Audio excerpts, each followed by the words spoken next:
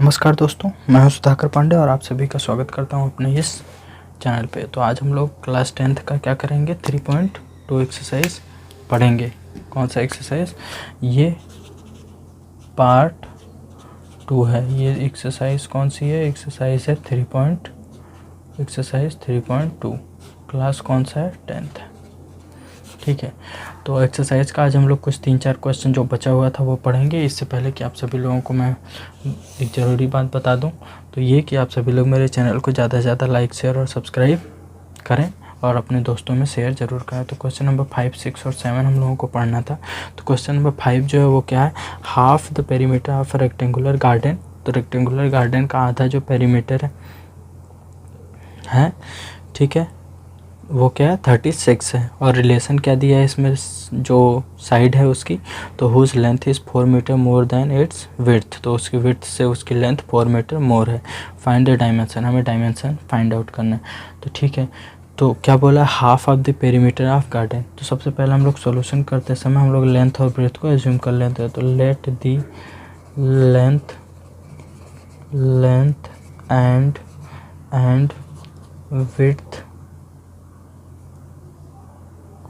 width of the rectangular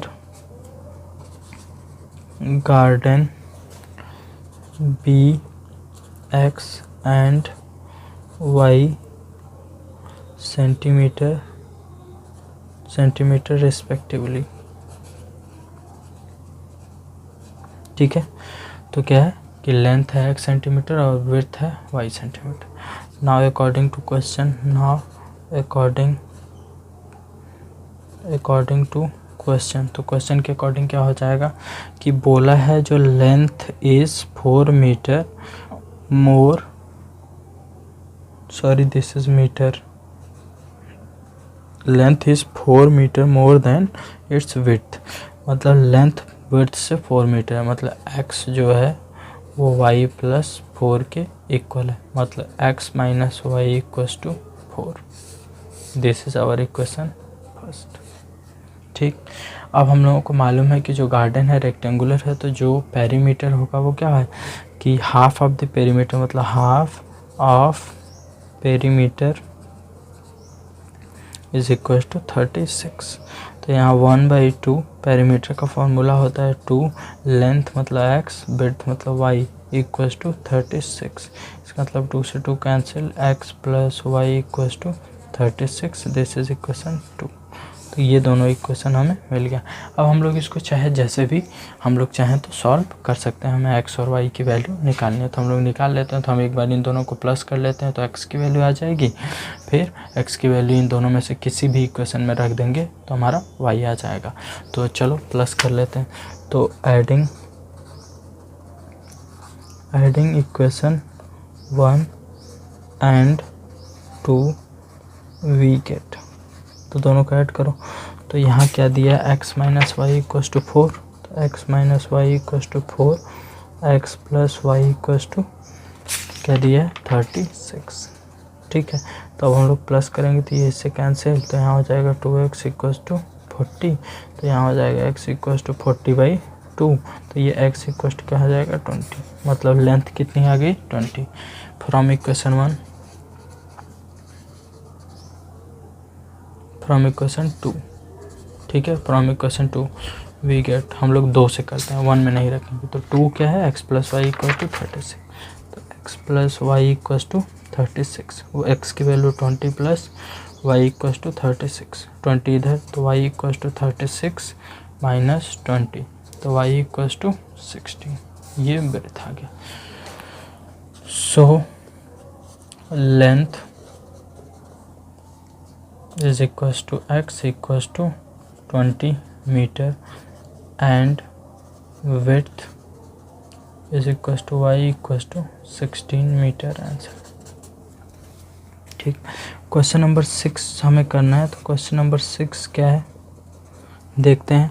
तो question number 6 में हमें क्या करना है कि हमें एक इक्वेशन दिया गया है 2x plus 3y minus 8 is equals to 0। ठीक है, right another linear equation in two variables such that the geometrical representation of the pair so formed is intersecting parallel line and coincident line। तो हमें इसके साथ ऐसे दूसरे equation को लिखना है जो इसके साथ क्या करे, फर्स्ट वाले में इंटरसेक्टिंग इक्वेशन का फॉर्मेशन करे, मतलब a1/a2 does not equal to b1/b2 होना चाहिए। तो हम लोग लिख देते हैं। तो ये पहला इक्वेशन हम लोग लिखेंगे। तो हम लोग इस तरह से लिखते हैं कि इसका जो रेशियो है मान लेते हैं 4x ले लेते हैं, तो ये 1/2 हो गया। और यहाँ पे हम लोग क्या कर लेते हैं कि यहाँ पे 1/2 हो गया, तो यहाँ पे हम लोग क्या लिख देते हैं कि y - 8 इज इक्वल टू 0। तो देखो ये वाला रेशियो आपस में इक्वल नहीं है, तो ये इंटरसेक्टिंग लाइन का क्या करेगा, सॉल्यूशन करेगा। तो ये पहले का आंसर हो गया। बुक में और भी कुछ दे सकता है, तो आप अपने मन से कुछ भी लिखेंगे सही होगा, ठीक है। इसी तरह से दूसरा लिखना है। दूसरे में हमें पैरेलल लाइन होना चाहिए, मतलब a1/a2 इक्वल टू b1/b2 तो होना चाहिए, लेकिन c1/c2 नहीं होना चाहिए। तो क्या होगा, मान लेते हैं 4x ही ले लेते हैं, यहाँ पे 6y ले लेते हैं, तो 1/2 हो गया। यहाँ पे क्या ले लेते हैं, -24 ले लेते हैं इक्वल टू 0, तो ये 1/3 हो गया जो इक्वल नहीं है, इसलिए ये भी क्या हो जाएगा, हमारा आंसर करेक्ट है। बुक में कुछ और दिया होगा तो डोंट वरी, आप कुछ भी लिख सकते हैं, आंसर जस्टिफाई होना चाहिए। कॉन्सिडेंट लाइन में तीनों इक्वल होता है, तो हम लोग यहाँ पे 4x + 6x - 16 ले लेते हैं इक्वल टू 0। तीनों आपस में इक्वल 1/2 हो गया और ये आंसर हो गया। क्वेश्चन नंबर 7 थोड़ा बड़ा क्वेश्चन है, तो हम लोग इसको नेक्स्ट पेज से करते हैं, लेकिन पहले क्वेश्चन को देख लेते हैं। तो हमें क्या करना है, draw the graph of the equation, दोनों इक्वेशन का ग्राफ ड्रॉ करना है। Determine the coordinate of the vertices of the triangle formed by these lines, उन दोनों लाइंस के द्वारा जो ट्रायंगल फॉर्म होता है एक्स एक्सिस के साथ, उसका हमें क्या करना है कि कोऑर्डिनेट भी फाइंड आउट करना है, जो उसकी वर्टिसेस हैं उसका, और हमें क्या करना है कि उस ट्रायंगुलर रीजन को हमें शेड भी करना है। तो ठीक है भैया, कर लेते हैं।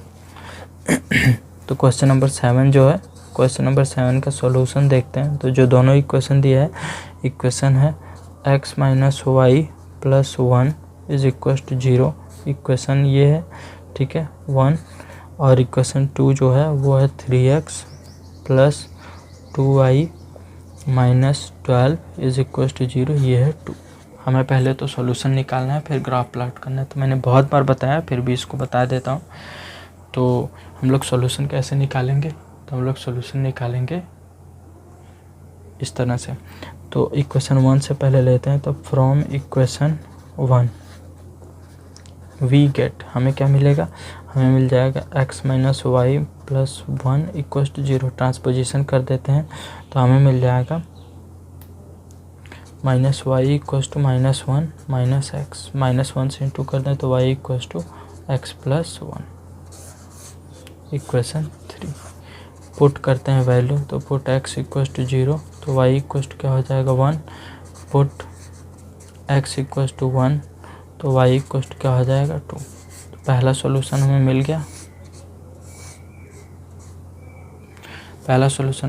x y, x 0 था तो y 1, x 1 हुआ तो y 2 हो गया, ठीक है। इसी तरह इक्वेशन 2 को यूज़ करते हैं। तो equation from equation 2 we get, तो इक्वेशन 2 में हम लोग ट्रांसपोजिशन करेंगे। तो इक्वेशन 2 है 3x + 2y - 12 is equal to 0। तो इसको उधर तो 2y इक्वल टू 12 - 3x, 2 इधर, तो y इक्वल टू 12 - 3x/2। ये हमारा इक्वेशन 4।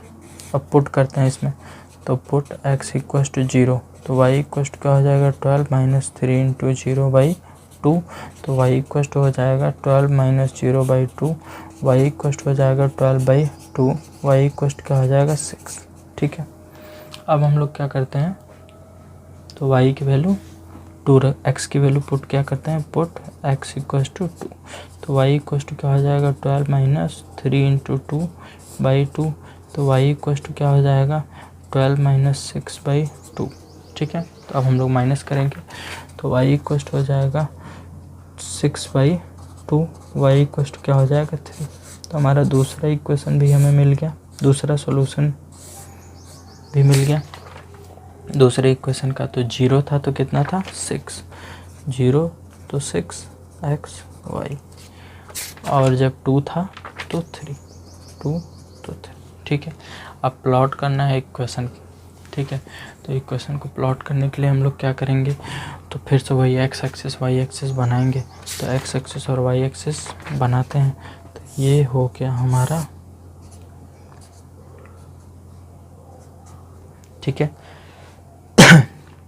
1 2 3 4 5 6, 1 2 3 4 5 6, 1 2 3 4 5 6, 1 2 3 4 5 6। ठीक है, तो ये हो गया -1 -2 -3 -4 -5 -6, ये 1 2 3 4 5 6 -1 -2 -3 -4 -5 -6, 1 2 3 4 5 6।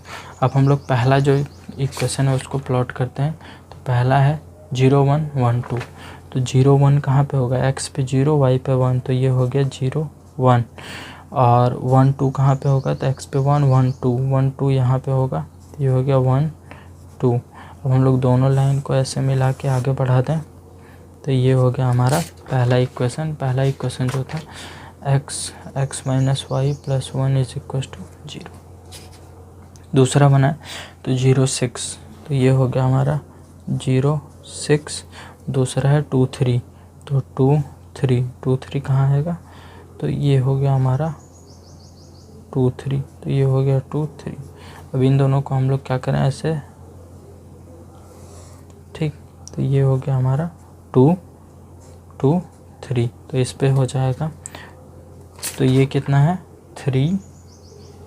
3x प्लस 2y, तो ये हो जाएगा 3x plus 2y minus 10 is equal to 0। ये हो गया दूसरा।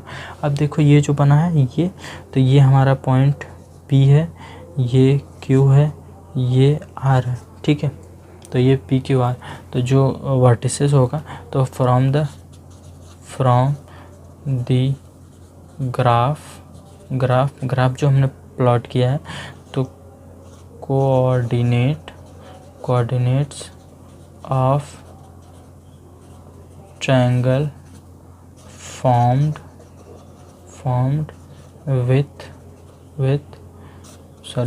by x axis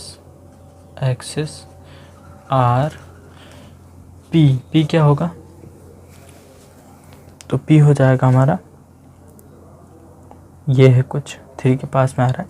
वैसे जब ग्राफ में प्लॉट करोगे तो एग्जैक्टली फाइंड आउट हो पाएगा, तो 3 3 लिख देते हैं।